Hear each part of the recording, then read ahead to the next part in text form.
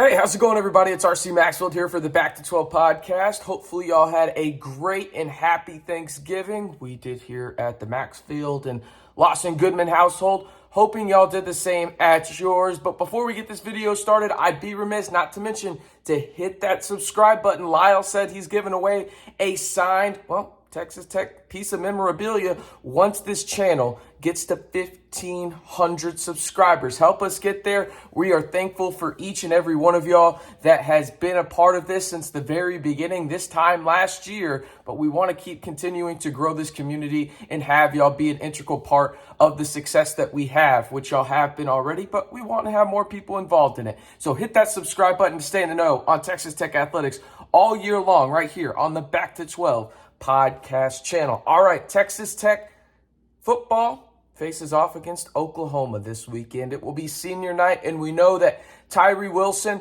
will head off to the NFL, as he announced that earlier this week, but also some other seniors will be departing from this Texas Tech football program. And really, when you look at what some of these seniors have gone through, Adrian Fry has been through 3 coaches.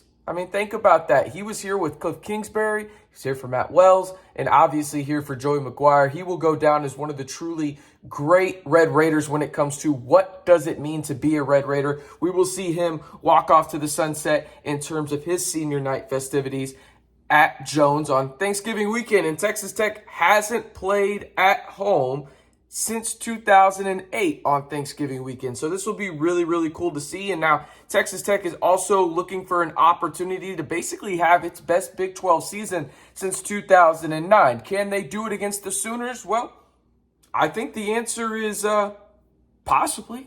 Obviously you got to have the game played out and everything. But when you look at what these teams bring on paper, this isn't like years past. This isn't the years past of where Oklahoma is loaded and Texas Tech is trying to pull off this monumental upset. No, these two teams are a lot closer on paper, at least, than what people think traditionally when it comes to this matchup. Now, looking at the scoring offense, it's 7-8 in the Big 12. Texas Tech at 7, Oklahoma at 8. Total offense, right neck and neck with each other, 2-3. Oklahoma leading the way. And then the real difference is they have it flipped, where Texas Tech is more pass heavy and Oklahoma is more run heavy. And that makes sense when you look at kind of who Oklahoma has on this team. And they have Dillon Gabriel at the quarterback position. He's the guy to kind of know at that position in terms of what they can do, because really, if he's on, Oklahoma becomes much harder to beat, and he's struggled a little bit with that consistency aspect this year up in Norman. Injuries have played a part in that, but also he's just struggled with consistency as a whole with his time in Norman. Now, at the running back position, Eric Gray, the senior, stud. He's a guy. There's a reason that Oklahoma runs the football more than anybody effectively in the Big 12 this season, and Eric Gray is a main reason why. Now, Oklahoma, it seems like, always has at least one stud wide receiver, whether that's from the Lincoln Riley era or now, and it's no different as they have Marvin Mims, who is an absolute stud on the outside this season. He has 47 catches for 844 yards and 4 TDs. And those are the guys you need to know offensively for the Sooners. Defensively, one guy really stands out as he is just wreaking havoc, a sideline-to-sideline linebacker that can really put his nose into the A, B, and C gap as well when it comes to the run game, and that is Danny Stoutsman. He has 100 tackles this season, 2 sacks, 2 interceptions as well, and he has 4 pass breakups and 4 pass deflections. So when you look at what Oklahoma does well, it's kind of interesting because you have a guy in Brett Venables who, much like Joey McGuire, is in his first year as head coach at the Power 5 level. And you look at kind of the similarities of where these struggles have come from between these two programs. And now, again, on paper doesn't get you anywhere in terms of the win column, and Oklahoma has proven that this year. I think if you look at this from a sheer numbers and stars perspective, right, Oklahoma should be the better team. That's not the case right now. Texas Tech is coming off of a huge win up in Ames to secure bowl eligibility, and you kind of look at what Texas Tech has done, and I don't think that's getting allowed enough, or enough credit, I should say, in terms of the bowl eligibility. Texas Tech is the 21st program in FBS history for all-time bowl appearances. This will be their 40th bowl appearance. So that's pretty cool for the Red Raiders, right?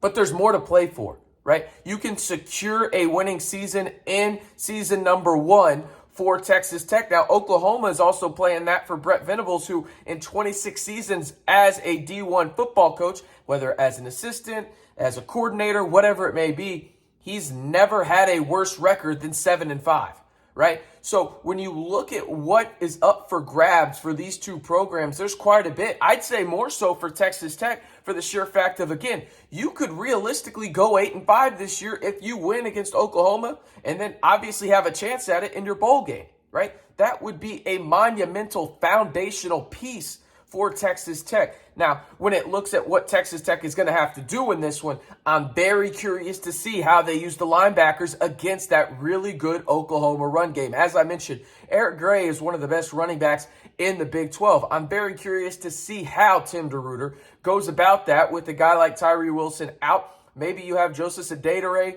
go in there and really just have an impact setting the edge, him and Josiah Pierre. Maybe not focused as much getting to Dylan Gabriel. Maybe more so setting the edge. That way there can't be any bounce out opportunities for Eric Gray. And you have your linebackers and Kosai Eldridge as well as Kershaw Merriweather right there in the A, B, and C gaps and willing to go downhill and really fill those gaps as well. So it makes it a little bit more difficult for Eric Gray. That's what I suspect. Now, in the secondary, will Malik Dunlap be back? That is a question of the week for the Texas Tech secondary. It is still up in the air. Joey McGuire didn't really give any clarification on that during his weekly press conference, but you do have Rashad Williams, who I think will see a lot of time on him. Now, one of the biggest talking points this week that Joey McGuire had about the Texas Tech secondary is Taylor Demerson, as well as Reggie Pearson, are strongly leaning towards coming back next season. That would be huge for Texas Tech as they are set to lose Muddy Waters, as well as a couple other guys in that secondary, mentioning Adrian Fry earlier, who will lead the program after his 5 years at Texas Tech. Now, technically 6 years because of the COVID year, but you look at what Texas Tech has up for grabs, and again, we can look at the numbers all day long, but this matchup feels so even to me.